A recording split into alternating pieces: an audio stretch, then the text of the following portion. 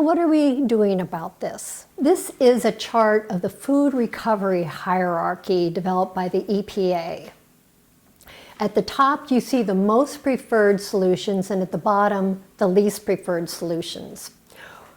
The top is source reduction. This is mostly what we're going to look at.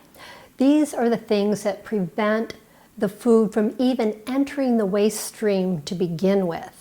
So this is what we really want to focus on.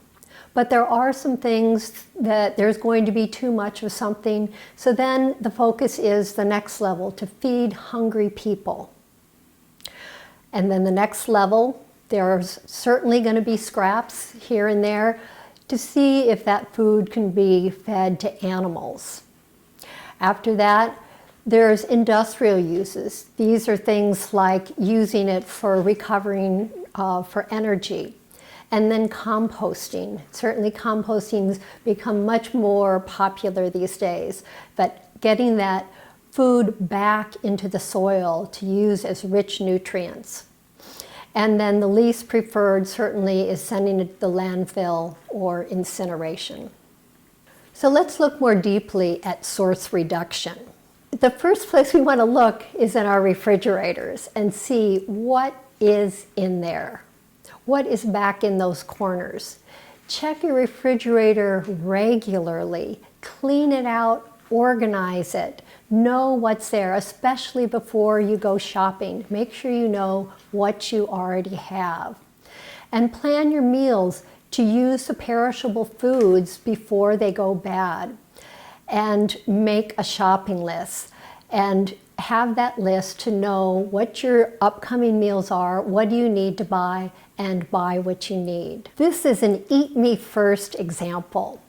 Eat Me First is one of the most highly recommended simple things that you can do. You either take a box with an Eat Me First label on it, or you can actually have a shelf for Eat Me First. And this lets everyone in your family know when you're looking for a snack, or if you're trying to decide what to fix for dinner, go to this box, go to this shelf, and start there. Use what is ready before it goes bad. Sometimes food does get on the edge, but that doesn't mean it's bad. It means it's just ready for a soup or a stew or a stir fry, or if it's fruit, it might be more conducive to making a smoothie. Certainly those bananas, they go fast when they're on the edge. Peel them, chop them up, put them in a bag in your freezer, and you're all set for your next smoothie. Freezers are one of our best friends in tackling this issue. So if you're not able to turn it into something right then and there, pop it in a bag or a jar, put it in the freezer for later use. And label your containers so you know how long it's been in there. Now, if you just have a small freezer part of your refrigerator, you're only using this for short-term holding. You don't want to start stashing stuff in there forever, or you won't have more space for what's coming next. If you're fortunate enough to have a deep freeze, then you can think in terms of more long-term storage. And for instance, one of my favorite things is to have basil. Basil is one of those things that you can buy in bulk and freeze. Here's an example of how you run it in the Cuisinart and then put it with a little oil, blend it up, or you can use a blender. Put it in ice cube trays, freeze it, pop them out, put them in little bags, and then all winter you can have a little cube to drop in a soup or a stew and make it extra delicious. Another thing that goes bad quickly is bread and meat. Put your bread in the freezer, you have wonderful French toast potential, and then let that meat be preserved for the next time that you have need for a little meat thrown into a dish. Berries. Berries go very quickly. Be sure and just wash your berries prior to use, not in advance, because otherwise they're very apt to get moldy. But if they do start to get moldy, you can always turn them into fruit leather. Get a food dehydrator. You can often find these at Goodwill or secondhand online.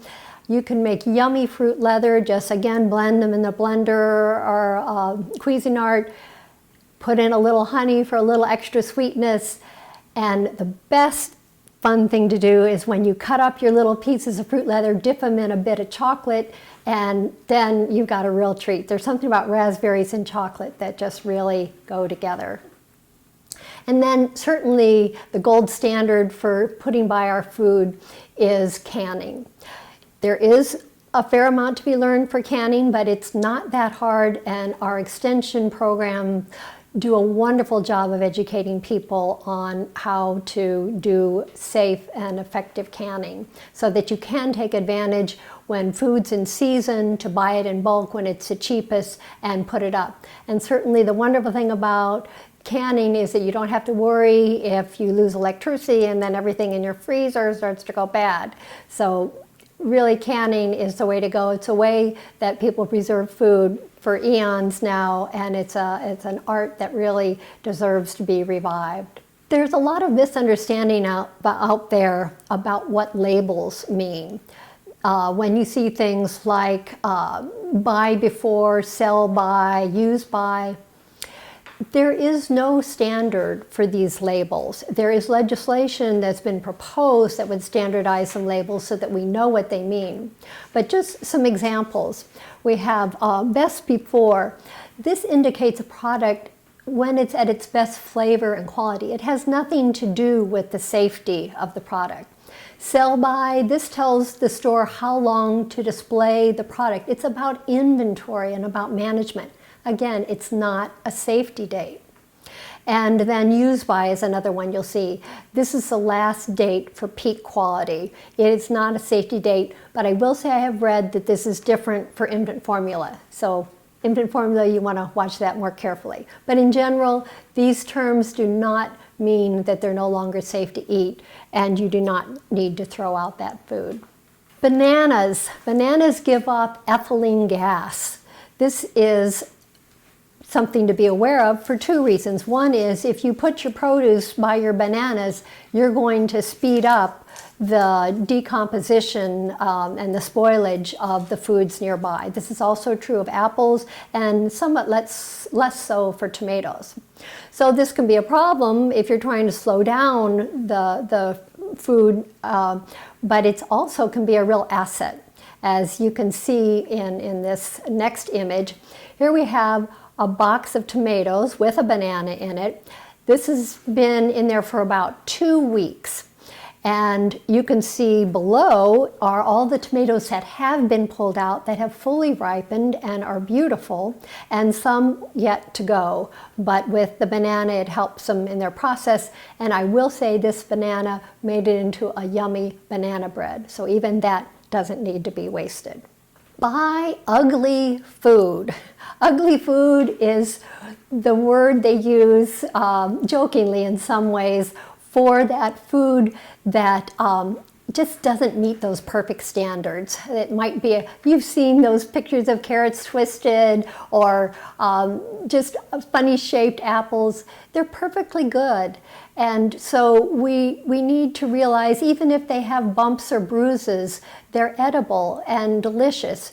And not only that, if I know at the Ashland Co-op here, they have a bin under the produce where they have discounted seconds, and it's a great deal to take advantage of using those foods. Now, we also want to think about bringing a container with us as we go out to eat. Because when you're done with that meal, sometimes you ever find you're just trying to eat it because you don't want to send it back, but you don't really want it. Well, if you have your container, you bring it in with you, you can put your food in there and take it home and have a lovely meal the next day, and you don't have to send it back to the kitchen because surely it will be dumped there. Now, we're very fortunate here because we have Rogue to Go. Rogue to Go is a relatively new program where you pay $10, you get a container, and it's either for a takeaway or leftovers at a restaurant. We now have 9 participating restaurants that are involved in this program. So you can Go home, eat your food, and take it back to any of these restaurants. They take it, wash it, get it all sterilized, and you can either get more food in another container, or they can give you a little token that you take, and then next time you go to one of the restaurants. So here's a list of the restaurants that are involved, or you can go to rogue2go.com to get a list of the participating places. In summary, for our source reduction, we want to be sure and plan our food needs ahead of time, use good food storage practices, and buy the food you need and use the food that you buy. So the results then are you send less food to the landfill, you reduce greenhouse gas emissions, and you have more money in your pocket.